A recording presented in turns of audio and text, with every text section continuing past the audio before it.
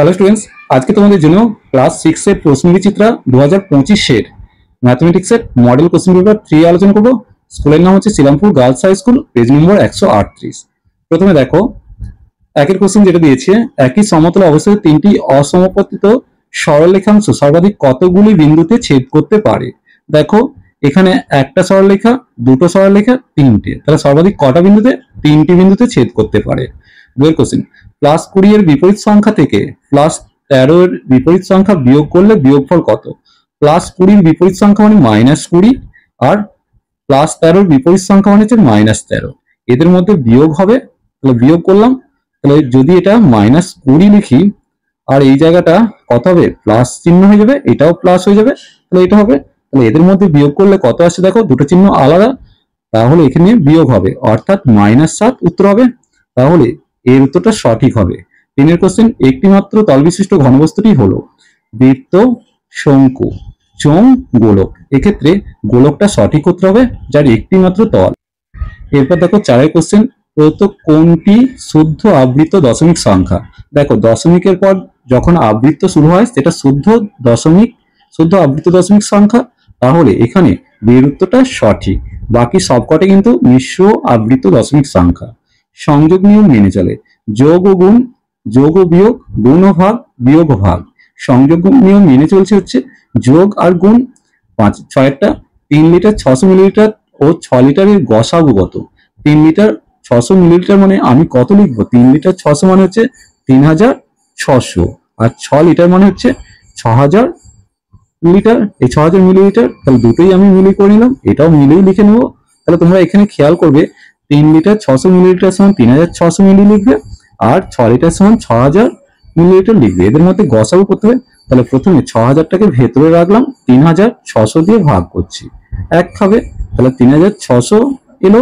বিয়োগ করছি, দেখো এটা কত আসছে? 2400। 2400 দিয়ে এই 3600কে ভাগ করছি, তাহলে ভাগ করলে এক খেলে 2400 হবে।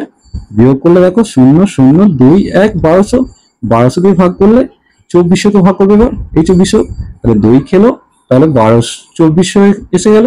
তাহলে গসাগু কত হলো? গসাগু হচ্ছে 1200 মিলি, সমান দিয়ে 1 লিটার 200 মিলিলিটার, এটা উত্তর হবে। এরপর দেখো তাহলে এখানে কোন উত্তরটা হবে? 1 লিটার 200 মিলি বা 1.2 লিটার উত্তরটা হবে। এরপর দেখো বইয়ের থেকে নিয়মিত প্রশ্নগুলির উত্তর দিতে বলেছে, এটাকে ভগ্নাংশে পরিণত করতে বলেছে, দেখে নেব। তাহলে প্রথমে 405কে ওপরে লিখবো, বিয়োগ দিয়ে 0, আর নিচে 3টে 9 হবে, কারণ আবৃত্ত 3টে সংখ্যার মাথায় আছে তাই 3টে 9, সমান দিয়ে 405/3টে 9 লিখেছি। প্রথমে কত দিয়ে কাটছি? 9 দিয়ে কাটলে নিচে 111, ওপরে 45, আবার 3 দিয়ে কাটলে নিচে 37, ওপরে 15, তাহলে 15/37 উত্তর আসছে। এরপর দেখো সমবিন্দু সরলরেখা বলতে কি বোঝো? চিত্র সহ দেখাতে বলে। দেখো 3 বা ততোধিক সরলরেখা একটি বিন্দু দিয়ে গেলে তখন ওই সরলরেখাগুলিকে সমবিন্দু সরলরেখা বলে। ছবিতে দেখতেই পাচ্ছ এখানে AB একটা সরলরেখা, CD, EF, GH, এই যে 4টে সরলরেখা, এখানে কটা ও বিন্দু দিয়ে যাচ্ছে, তাই এটা সমবিন্দু সরলরেখার ছবি। এরপর দেখো একটা সরল করতে বলেছে, দেখে নেব। প্রথমে অঙ্কটা টুকেছি, দেখো দেখো +12 -18, দুটো চিহ্ন আলাদা, বিয়োগ হলো, 18 চিহ্ন নিয়ে বসছে, তাহলে -6 পেলাম। এখন এই দুটোর মধ্যে যোগ হবে, কারণ প্রথমে -6 আবার -29, তাহলে -35 যে দাঁড়িয়ে আছি, অর্থাৎ এক্ষেত্রে যোগফল হচ্ছে -35। এরপর দেখো এগুলোকে পরিসংখ্যা বিবরণী তালিকা তৈরি করতে বলেছে। 3টে ছকে করলাম, তথ্য একদিকে, ট্যালিমার্ক পরিসংখ্যা। 12 3টে ট্যালিমার্ক বসলাম, তাহলে 3 পরিসংখ্যা। 13কে একটা আছে, 15 একবার আছে, 16 একবার আছে, 17 দুবার আছে, 18 তিনবার, 21 তিনবার, 22 একবার।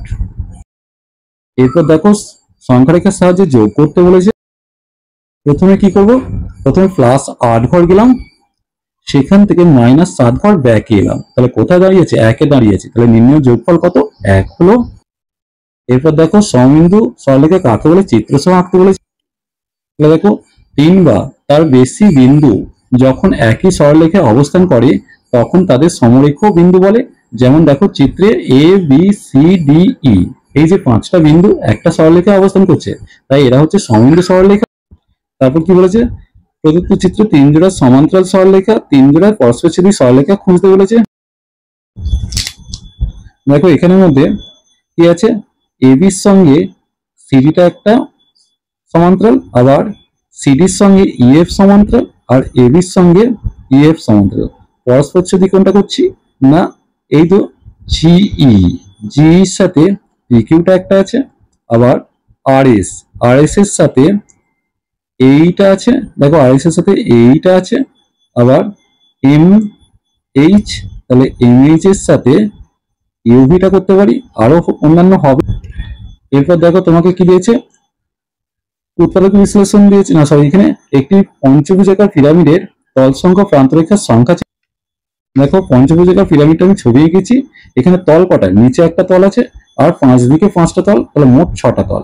আর প্রান্তরেখা কটা আছে, দেখো ওপর থেকে 5টা লাইন নেমেছে, 5টা প্রান্তরেখা, আর নিচে 5টা লাইন আছে, তাহলে মোট 5 5 10টা প্রান্তরেখা, তাহলে প্রান্তরেখা হচ্ছে 10। দেখো সরলরেখা ও রশ্মির মধ্যে পার্থক্য, সরলরেখা কোনো প্রান্তবিন্দু নেই। দেখো সরলরেখার ছবিটি যদি আঁকি, সরলরেখার কিন্তু কোনো প্রান্তবিন্দু নেই, আর রশ্মির কিন্তু একটা প্রান্তবিন্দু আছে, এই যে এখানটা একটা প্রান্তবিন্দু আছে। এবার 2 নম্বর, উভয় দিকে অসীম পর্যন্ত বাড়ানো যায়, আর একদিকে অসীম পর্যন্ত বাড়ানো যায়, দেখতে পাচ্ছ এটা একটা সরলরেখা, একটা অসীম পথ, আর রশ্মিটা একটি রেখার অংশ, যার একটি বিন্দু থেকে শুরু হয় এবং অন্য দিক অসীম পর্যন্ত বাড়তে পারে। এরপর দেখো এটা বিয়োগ করতে বলছে, চলো দেখে নাও। দেখো বিয়োগটা করছি, প্রথমত এই চিহ্নটা চেঞ্জ করবো, তাহলে এই চিহ্নটাও চেঞ্জ হবে, প্লাস করলাম মাইনাস হলো, তাহলে এদের মধ্যে যোগ হয়ে যাচ্ছে -94। প্লাস দিয়ে এটাকে লিখে দিয়েছি, এটা প্লাস দিয়ে চিহ্নটা চেঞ্জ, এই প্লাস হচ্ছে, এটাও প্লাস হবে এটাও প্লাস হবে, তাই লিখেছি। এদের মধ্যে বিয়োগ হলে -79 উত্তর আসছে। দেখো এখানে একটা গসাগু লসাগু বাকি রয়ে, প্রথমে 2 দিয়ে ভাগ করে 9 12 18 পেলাম, 3 দিয়ে ভাগ করে 3 পেলাম, 4 পেলাম, 6 পেলাম, 3 দিয়ে ভাগ করে 1 4 2 পেলাম, 2 দিয়ে ভাগ করে 1 2 1 পেলাম। তাহলে গসাগু কোনটা কোনটা হবে, 2 আর 3, তাহলে 6 পেয়ে গেলাম। আর লসাগু 2 গুণিত 3 গুণিত 3 গুণিত 2 গুণিত 2 পেলাম, অর্থাৎ 72 লসাগু এসে যাবে। এরপর হচ্ছে মানের ঊর্ধ্বক্রমে সহায়তা বলেছে, ছোট থেকে বড়।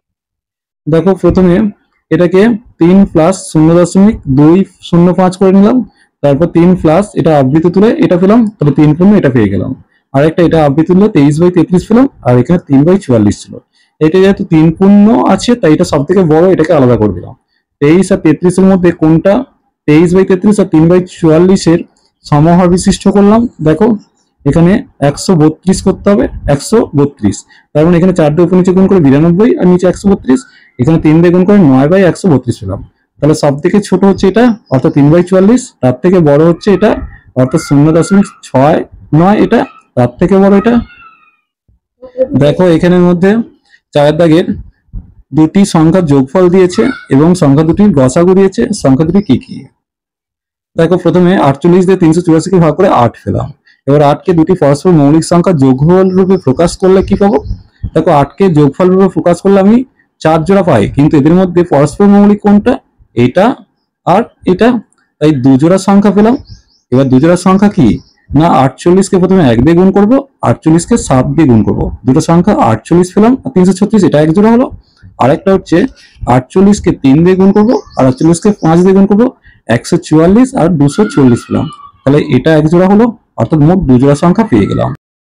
দেখো এখানে একটা পরিসীমা নির্ণয় করতে দিয়েছে, এটা তোমরা পারবে, এটা স্তম্ভচিত্রের অঙ্ক, সহজ অঙ্ক, তাই এটা আমি আর দেখাচ্ছি না। এখানে একটা পরিসীমা দেখাতে বলেছে, পরিসীমাটা আমি করে দেখিয়ে দিচ্ছি, দেখে নাও। এটা 1 মিটার, এটা 1 মিটার, তাহলে 1 2 3, এটা 7 মিটার, এটা 7 মিটার করো, আর এইখানটা 3 মিটার, এটা 3 মিটার, তার পরে থাকছে কত, এখানটা 3 মিটার, আর এটা তাহলে 1 মিটার আছে, কারণ এই টোটাল 4 থেকে 3 মিটার বাদ দিয়ে দিচ্ছি। এবার দেখো 10 এর সাথে 4 যোগ করলাম, 10 এর সাথে 4 যোগ করলাম, তার সাথে 1 যোগ করলাম, তার সাথে 3 যোগ করলাম, ওপরে 3টা, এখানে 1 যোগ করলাম, এখানে 3 যোগ করলাম, তার সাথে 1 এইটা, তার সাথে আবার 3 যোগ করলাম, তার সাথে এখানে 7 যোগ করলাম, নিচের 1 যোগ করলাম। দেখো 10 এর 4 14 15 17, সাথে তুমি 20 আর 2 22 পেলাম, 25 26, 26 আর সাথে 26 আর 7 33, আর একবার যোগটা করে নিচ্ছি 14, 15, 15 3 18, 18 দিয়ে 20 23, 23 3 26, 27, 27 আর এটা 34 হবে, সরি 34 হবে। দেখে নাও 7 3 10, 11, 12, 13, 14, 14 3 17, 17 3 20, 20 আর 10 30, 34 পেলাম। এরপর দেখো এখানে দিয়েছে 34 সেমি উত্তর হবে। এটা অঙ্কটা দিয়েছে বাহুর দৈর্ঘ্য দিয়েছে, বাহুর দৈর্ঘ্য খুবই সহজ অঙ্ক। না তুমি পরিসীমাকে 4 দিয়ে ভাগ করে দাও, তাহলে 543 সেমি পাবো। চলো আজ এই পর্যন্ত, নেক্সট ভিডিও নিয়ে খুব তাড়াতাড়ি হাজির হবো। ভিডিওটি ভালো লাগলে লাইক শেয়ার কমেন্ট করো, পারলে চ্যানেলটিকে সাবস্ক্রাইব করে নিও। চলো টাটা বাই।